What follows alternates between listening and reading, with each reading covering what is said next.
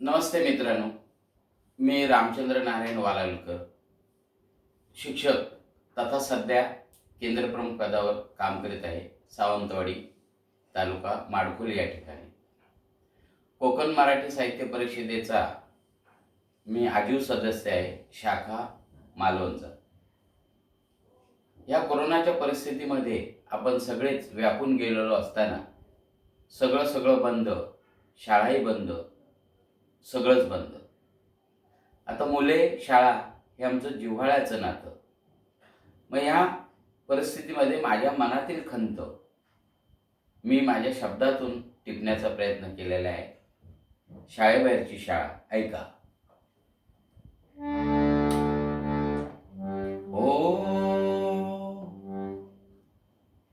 ओ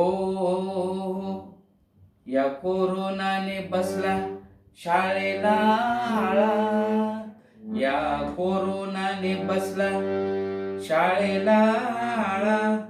बघा बघा सुरू झाली शाळेबाहेरची शाळा, बघा बघा सुरू झाली शाळेबाहेरची शाळा. म्हणजेच मित्रांनो, मुलांच्या शिक्षणात खंड पडू नये म्हणून आमच्या शिक्षकांनी जीव मुठीत घेऊन पालकांच्या मदतीने वाडीवार, घराघराच्या अंगणात, पडक्या वाड्यात, मंदिरात जाऊन मुलांना 4-4, 2-2 गट करून शिकवायला सुरुवात केलेली होती. त्यालाच म्हणतात शाळेबाहेरची शाळा. ऐका. या कोरोनाने बसला शाळेला आळा, बघा बघा सुरू झाली शाळेबाहेरची शाळा. मुले बिचारी आमची दूर झाली, विषाणू महामारीने सगळी पंचायत आली. या ऑनलाईन अभ्यासाचा आमच्या मुलांना कंटाळा, या ऑनलाईन अभ्यासाचा आमच्या मुलांना कंटाळा. बघा बघा सुरू झाली शाळेबाहेरची शाळा. या कोरोनाने बसला शाळेला आळा, बघा बघा सुरू झाली शाळेबाहेरची शाळा. चला चला आपण सारे जागे होऊ, चला चला आपण सारे जागे होऊ. गाठी भेटून अभ्यासाला चालना हो देऊ. तेव्हा कोणालाही फिरायला बाहेर पसंती नव्हती. सगळेजण कोरोनाने घाबरत होते आणि म्हणून धीर करत सारे मिळून एकजुटीने काहीतरी करूया असं आमचे शिक्षक करत होते.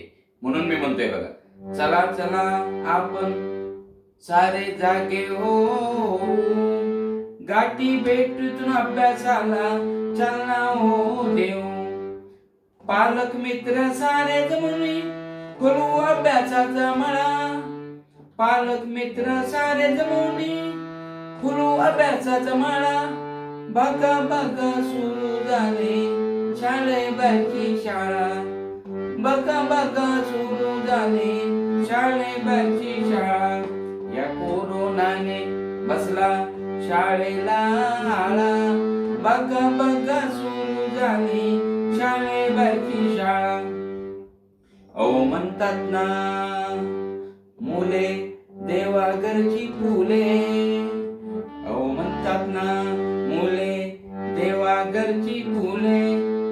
घरोघरी अंगणात जमतात लहान सहान मुले, घरोघरी अंगणात जमतात लहान सहान मुले. स्वाध्याय देऊ कृती सांगू हा अभ्यासाचा फळा, स्वाध्याय देऊ कृती सांगू हा अभ्यासाचा फळा. बघा बघा सुरू झाली शाळेबाहेरची शाळा.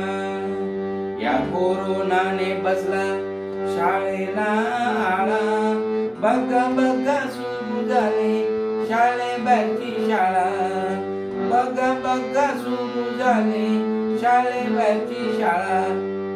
नमस्ते. ही मी स्वतः लिहिलेली स्वहस्तलिखित कविता आहे. धन्यवाद.